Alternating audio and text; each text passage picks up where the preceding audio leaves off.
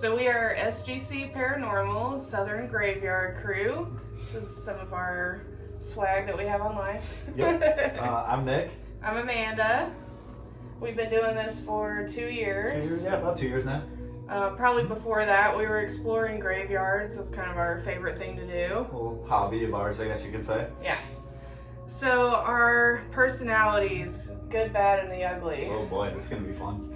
This one will run right into any situation, no matter how scary. I'm, I guess you could say, recklessly fearless? Yeah, a little bit, yeah. I'm not a provoker. I'm not going to go out and poke the bear. Yeah. But, if something makes a noise, makes a movement, I'm diving in head first. If there's a noise in the woods, he's the first one to go after it. Some of our live footage, some of our viewers actually said he probably shouldn't do that as I was he did running into the darkness. But it's all for, paranormal research, paranormal investigating. Yeah. We did. Yeah, so he's a lot about the excitement, I guess, yep. and the live broadcasts that we do on Instagram. I like to study the history. Yep. Kind of do some background information, kind of more into stories. I'm a writer as well, so that's kind of my thing. Works well together, seeing that you can get up all the history. Yeah. And when something happens, well, there I go. Yeah. So skills and experience. Technical gear. We'll talk a little bit about that. EMF meter, pretty basic. Gives you EMF readings, gives you temperature, just like a millimeter would, anything else would. Yeah. It just doesn't put off its own like a REM pod like the millimeter does, but it works just as good, and we've had quite a good amount of evidence come through on this one. Definitely. You're one of your favorites, actually. Yes, my favorite is the SLS, which we ordered custom. Pretty excited about. We've had quite a bit of activity on it. Scary to say, a lot of it has been in our house more than it has in graveyards. It happens. But that's, We were able to get things to respond on here, as in, if you can understand us, raise your hand, something like that. Yep, giving us basic signals and stuff.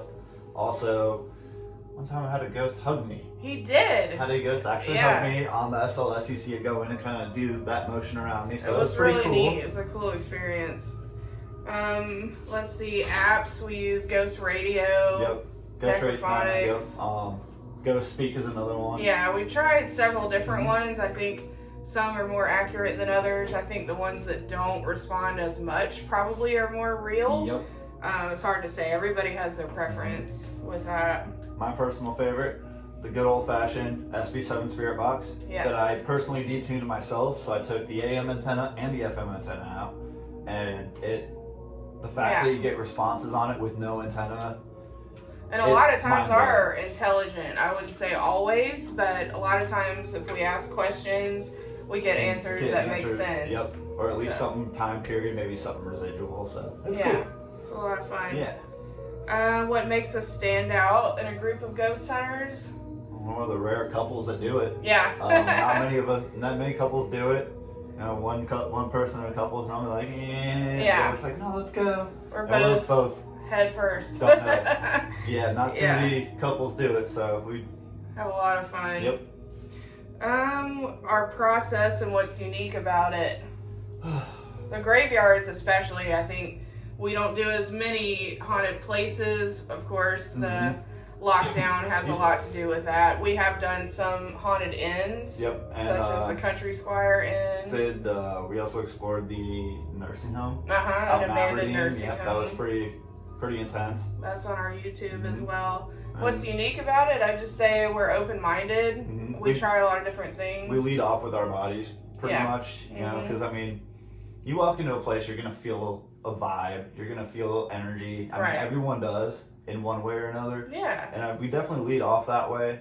And we have our equipment, which it's great. It gives us concrete, more We evidence. don't even always use it. Yeah, honestly. most of the time we'll just walk through because the what is it, Flemington Oak Grove. Yeah. I was walking out there. I had an EMF meter and my camera on me, while she was using Spirit Box in the car to see if anything would warn her about what's going on with me. Right.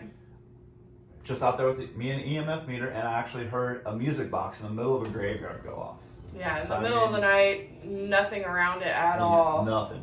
And on the video, you can actually hear noises in the background that coincide with the tone of the music box I heard, which I thought was amazing. Right.